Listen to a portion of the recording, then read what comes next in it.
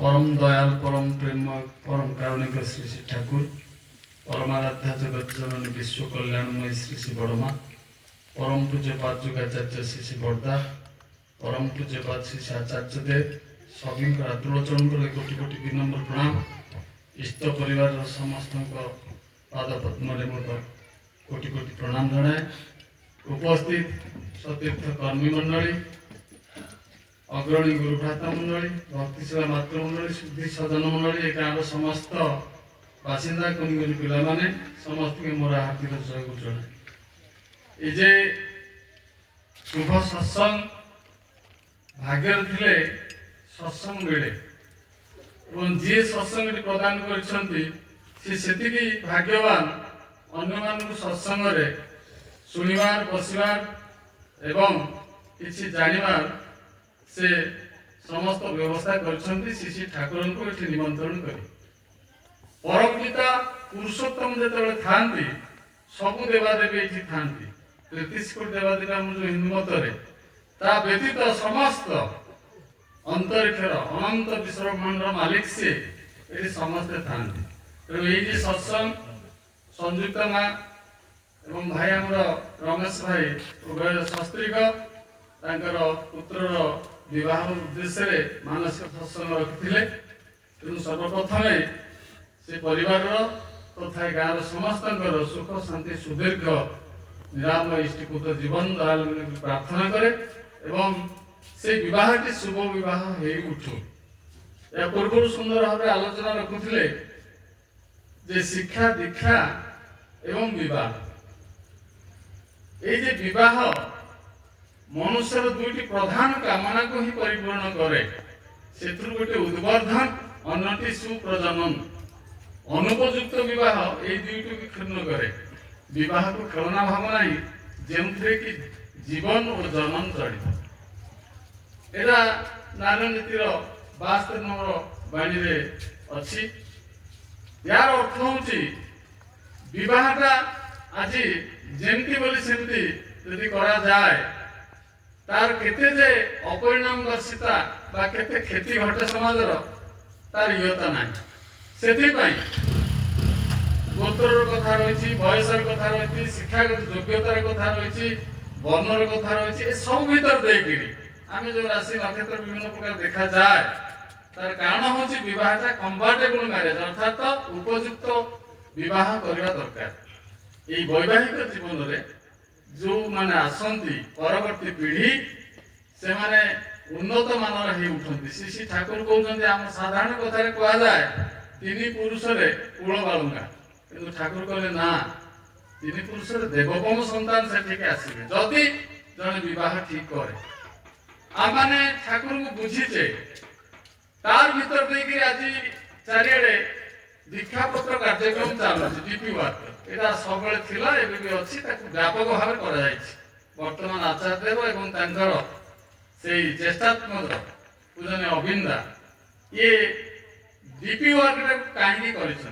जजन जात निष्ठ प्रीति ये तीनोटी हूँ सर्वाधिक आवश्यक जजन कौन दाजन कौन इष्टप्रीति कौन तापर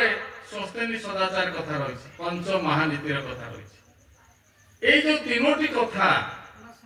मोर मन पड़े गोटे कथा से एटा विशेषकर 1939 मसीहा जनवरी मासर कथा श्री ठाकुर से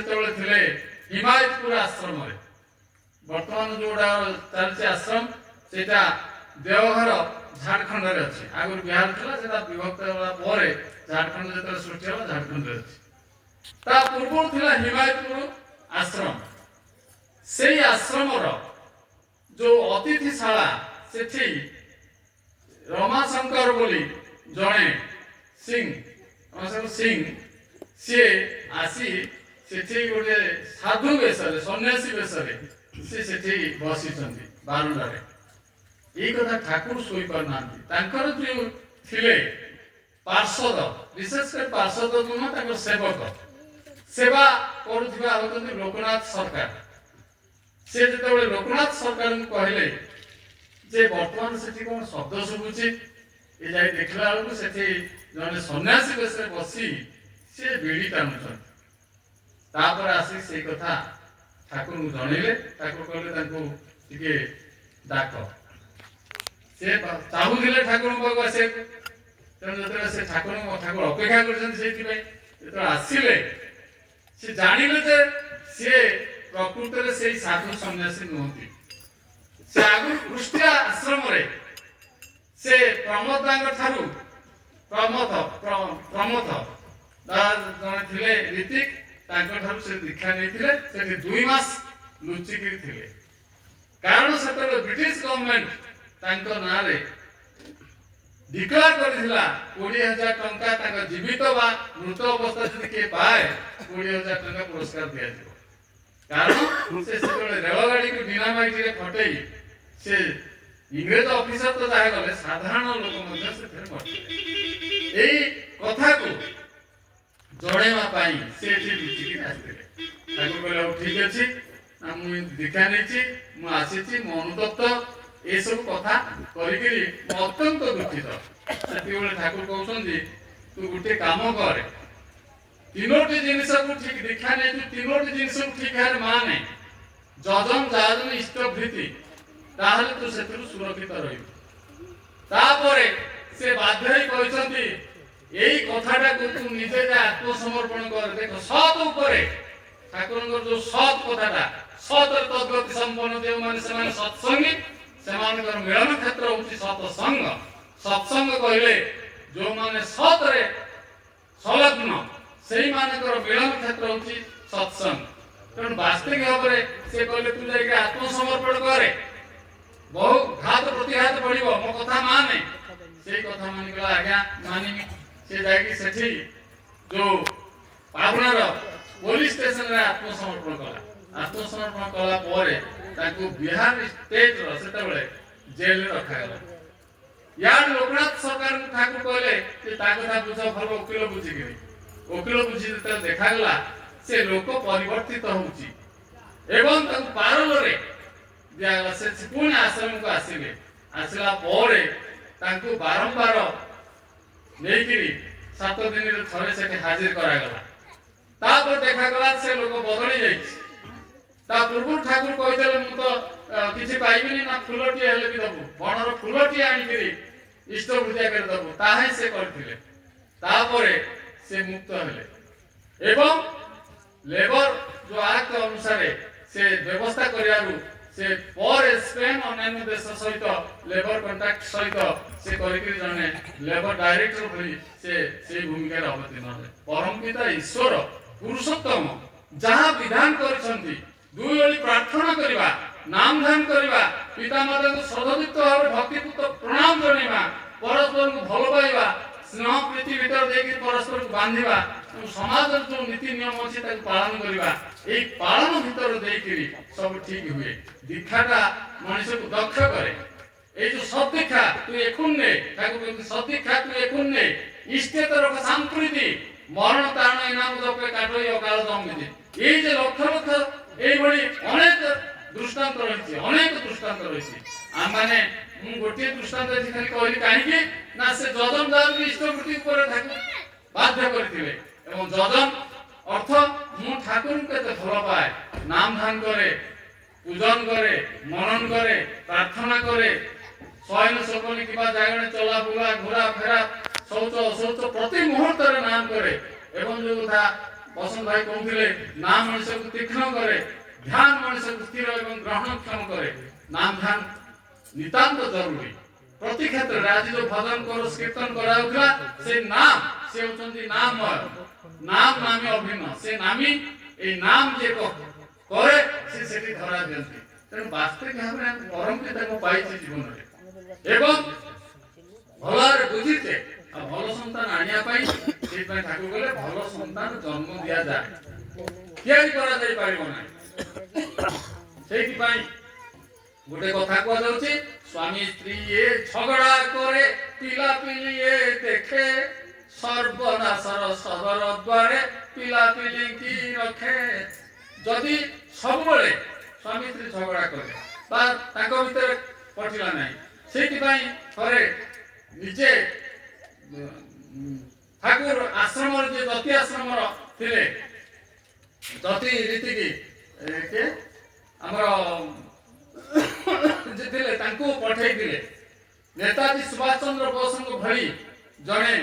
ଯୋଗ୍ୟତମ ସନ୍ତାନକୁ କିଭଳି ଭାବରେ ତାଙ୍କର ପିତା ଜାନକୀନାଥ ବୋଷ ମାତା ପ୍ରଭାବତୀ ଦେଇ ସେ ଦେଖିଲେ ମାସାଧିକ ରହି 2 ମାସ ପାଖାପାଖି ରହି ଦେଖିଲେ ତାଙ୍କ ଭିତରେ କଥା କଟାକଟି ନାହିଁ ଝଗଡ଼ା ନାହିଁ। ତେଣୁ ଭଲ ସନ୍ତାନ ଆସିବାକୁ ହେଲେ ଆମମାନଙ୍କୁ ସେଇଭଳି ସାଧନ ଭଜନ ଦରକାର ସେଇଭଳି ସନ୍ନ୍ୟାସୀ ଜୀବନ ଦରକାର ଗୃହସ୍ଥ ଭିତରେ ବି ସନ୍ନ୍ୟାସୀ ଜୀବନ ସେଇଥିପାଇଁ ଠାକୁର କହିଲେ ଆମେ ଗୃହୀ ସନ୍ନ୍ୟାସୀ ଚାହି ଜଙ୍ଗଲରେ ସନ୍ନ୍ୟାସୀ ଚାହି ନା ଆମ ପାଇଁ ଆଉ ଜଙ୍ଗଲ ନାହିଁ ହାତୀ ବାଘ ବା ବିଭିନ୍ନ ପ୍ରକାର ଭାବରେ ପଳେଇ ଆସୁଛନ୍ତି ସମାଜ ଭିତରକୁ ତେଣୁ ସେତିକି ନାହିଁ ତେଣୁ ଆମ ଘରଟା ହିଁ ଆମ ପାଇଁ ଏକ ଗୃହସ୍ଥ ଜୀବନରେ ସେଇ ଗୃହୀ ସନ୍ନ୍ୟାସୀ ଦରକାର ଯୋଉଥିରେ ମୁଁ ସ୍ୱାମୀଙ୍କ କଥା ମାନିବି ମୁଁ ପିତାମାତାଙ୍କ କଥା ଶୁଣିବି ତାଙ୍କୁ କିଭଳି ଭକ୍ତି କରିବି ସାନମାନଙ୍କୁ ସ୍ନେହ କରିବି ଶ୍ରଦ୍ଧା କରିବି ପରସ୍ପର এইভাবে ভাবে রহিবি সেইপাই অনেক কথা কয়েছে যে আরাধ্য দেব পিতাଙ୍କୁ তুমি নিত্য কর নমস্কার হ্যাঁ আরাধ্য দেব পিতাଙ୍କୁ তুমি নিত্য কর নমস্কার জন্মদাতা অটନ୍ତି সে শিব রূপরে সে তোমার অর্থাৎ সেই সব কিছু মু যদি মোর পিতাଙ୍କୁ ন মানিবি মাতাଙ୍କୁ ন মানিবি জননী জন্মভূমিচ স্বর্গাদপি করেছি সেই মাতা সব কিছু মতে আনিছন্তি জমাদেবু এবং প্রথম গুরু এই হিসাবে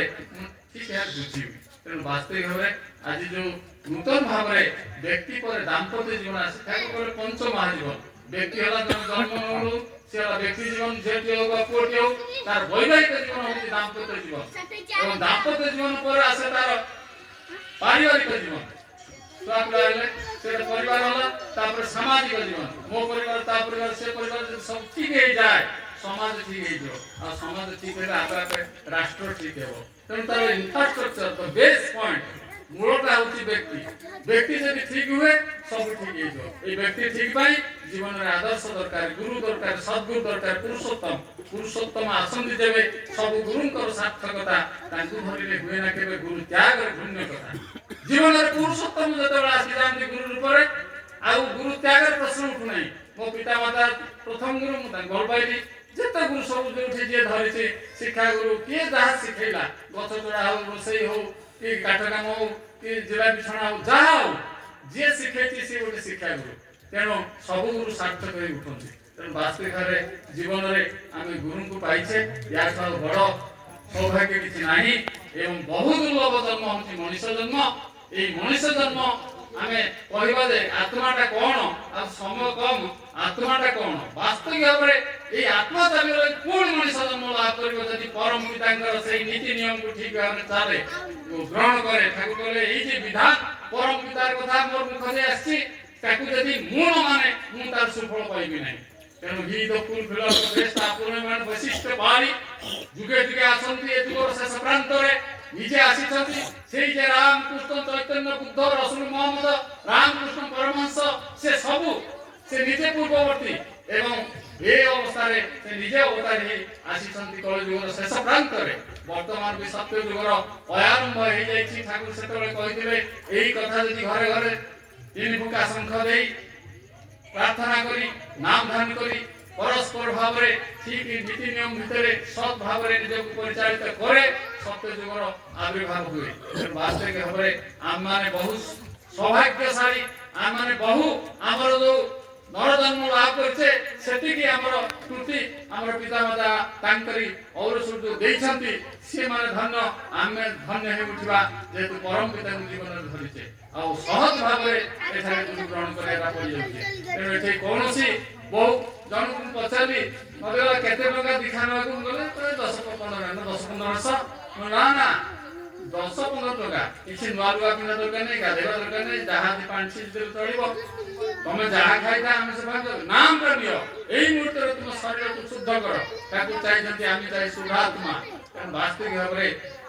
ପରମ ପିତା ଦୟା କରି ଆସିଛନ୍ତି ଏବଂ ପ୍ରତି ଘରେ ଘରେ ସମସ୍ତଙ୍କୁ କିଭଳି ଭାବରେ ପରିବର୍ତ୍ତିତ କରିବେ ସେଇଥିପାଇଁ କୁହାଯାଉଥିଲା ସତ୍ସଙ୍ଗ ହେଉଛି ମ୍ୟାନ୍ ମେକିଂ ଫ୍ୟାକ୍ଟ୍ରି ବା ମ୍ୟାନ୍ ମେକିଂ ସେଣ୍ଟର ମଣିଷ ତିଆରି କାରଖାନା ଯୋଉ କଥାଟା କହୁଥିଲେ ବସନ୍ତ ଭାଇ ଏଭ୍ରି ମ୍ୟାନ୍ ସୁଡ୍ ବି ରିଫର୍ମଡ୍ ପ୍ରତ୍ୟେକ ଲୋକ ସଂସ୍କାରିତ ହେବ ଗୁରୁଙ୍କ ଅଭିମନ୍ତ୍ରରେ এবং এভরি হাউস শুড বি রিকনস্ট্রাক্টেড আমি ঘর ভাঙিকি ঘর করিবা নাই সেই ঘর পুনর্গঠিত হব স্নেহ শ্রদ্ধা ଭକ୍ତି ଭାବରେ ବାନ୍ଧି ପରସ୍ପର ସହିତ ଆସନ୍ତୁ। ବର୍ତ୍ତମାନ ସମୟ ହେଇଛି, ୟା ସମୟ ଠିକ 1.5 ଘଣ୍ଟା, ଆମେ 20-22 ମିନିଟରେ ଆରମ୍ଭ କରିଥିଲୁ। ଯାହା ହଉ ବର୍ତ୍ତମାନ